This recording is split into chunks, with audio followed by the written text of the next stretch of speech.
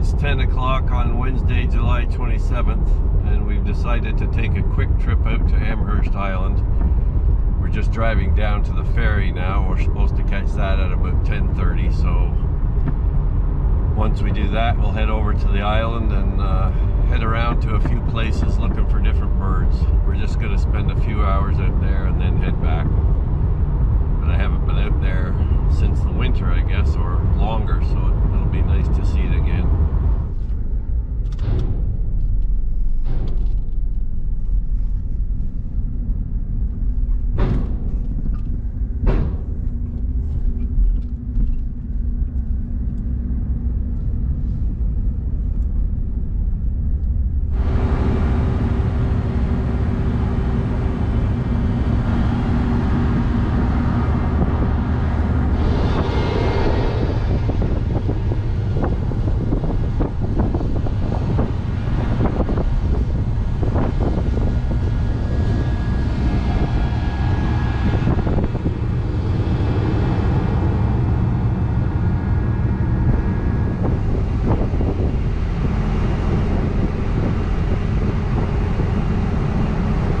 So 10:56 and we're over on Amherst Island. We're just taking a little washroom break here, and then we're going to head over to the Martin Edwards Sanctuary, part of the Kingston Field Naturalist property, and do some shoreline birding over there along the east coast of Amherst Island.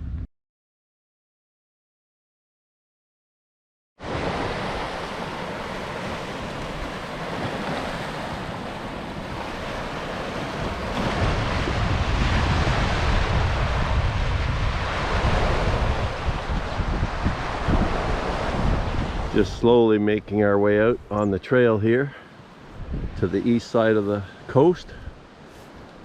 Lots of purple martins at the purple martin houses along here, which is really nice to see. Beautiful birds, and seem to be getting rarer every year. They are pretty common along the lakeshore here, but when you get inland, they seem to be becoming less common.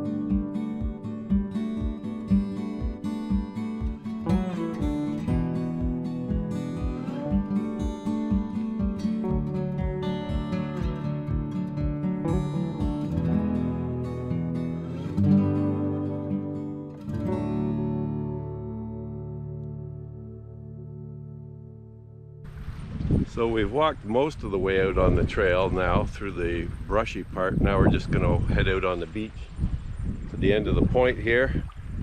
The shorebirds have been disappointing actually. We've only had a few species. Spotted sandpiper, one lesser yellow legs, and I saw another sandpiper fly by but didn't get a good look at it, or a couple others. One looked like a least or a semi-palmated, and the other one was larger, but I didn't get a good look at it. Anyhow, it's a beautiful day out here. It's becoming cloudy, but warm at about 26, 27 degrees, and a nice place to walk and enjoy the Lake Ontario coastline here.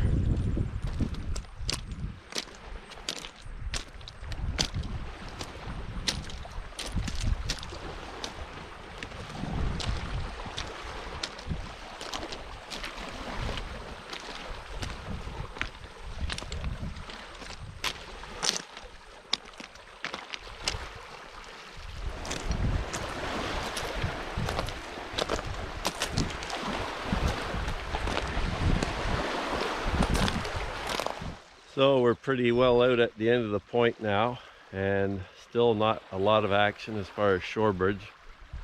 There's a lot of geese and cormorants and gulls and whatnot, but shorebirds are pretty lacking. It may be the time of the day. Now maybe a bit later in the afternoon we'll have some fly in, but unfortunately we won't be here for that, but because we're not going to stay too long today.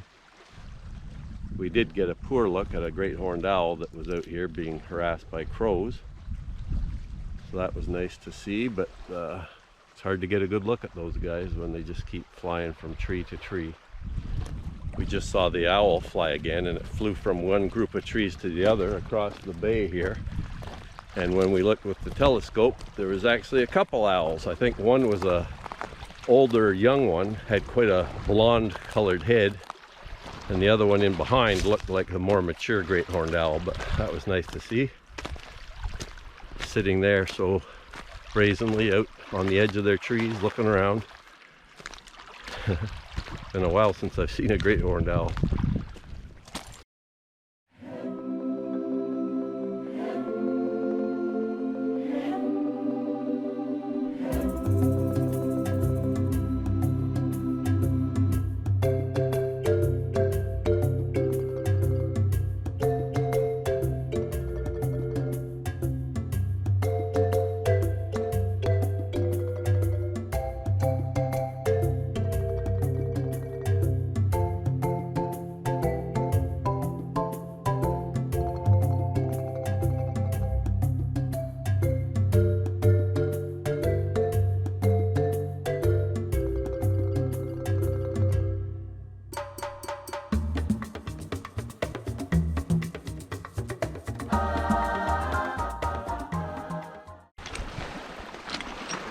On a positive note, we've seen quite a few monarch butterflies down here today.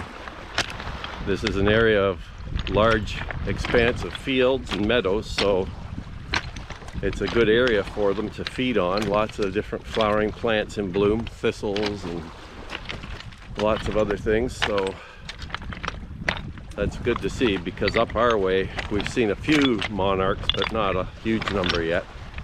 They are increasing in number up at our house by the week or so, but down here there's good numbers, which, I mean, makes sense.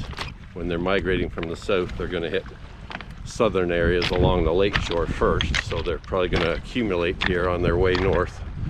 And maybe some of these are already at their furthest extent that they're going to go. Who knows? But they could be just stopping here and feeding and gaining energy and then moving further inland from here.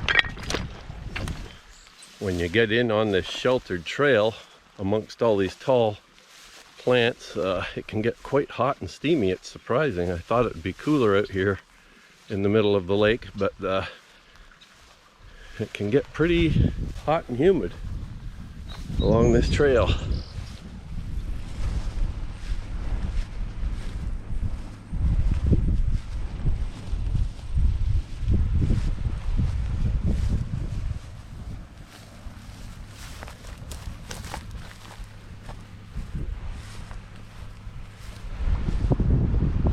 just thinking back to the days of my youth when we'd have to buy film for our cameras, and typically you'd buy a roll of 36 slide film, sometimes prints if you wanted those, but usually my friends and I were using slides.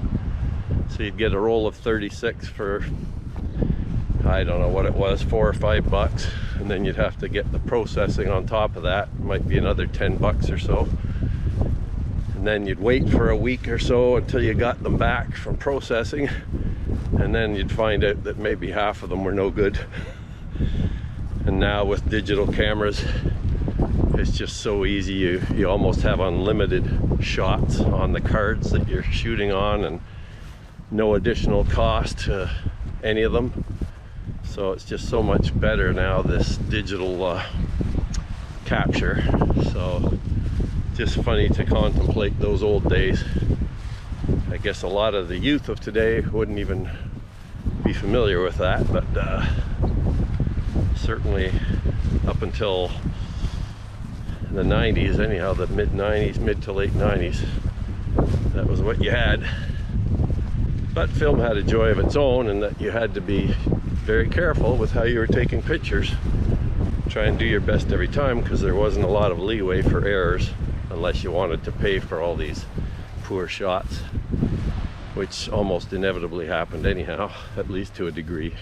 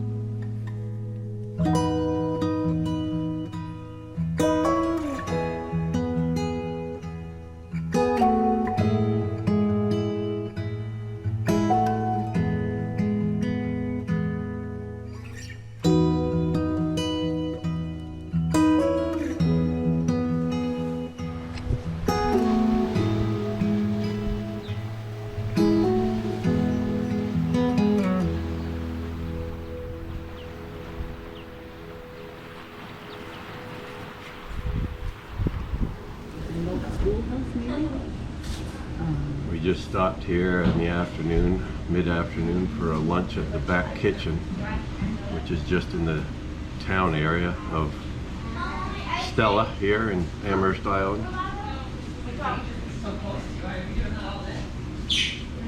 They have a fairly modest lunch menu, but we're going to have various sandwiches or burgers are the main fare.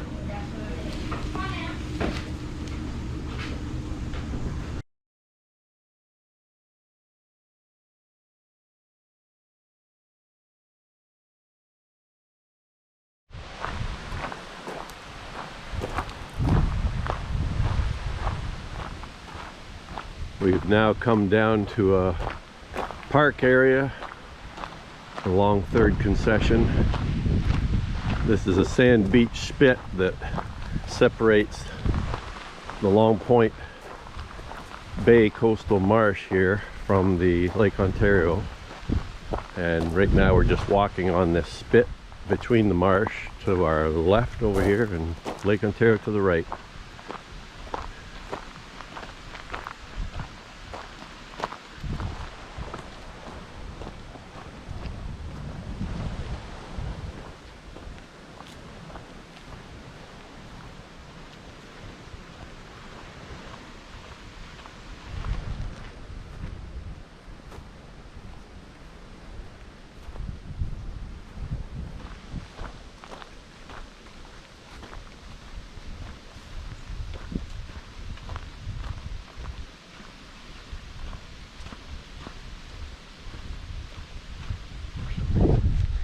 the big birds are there.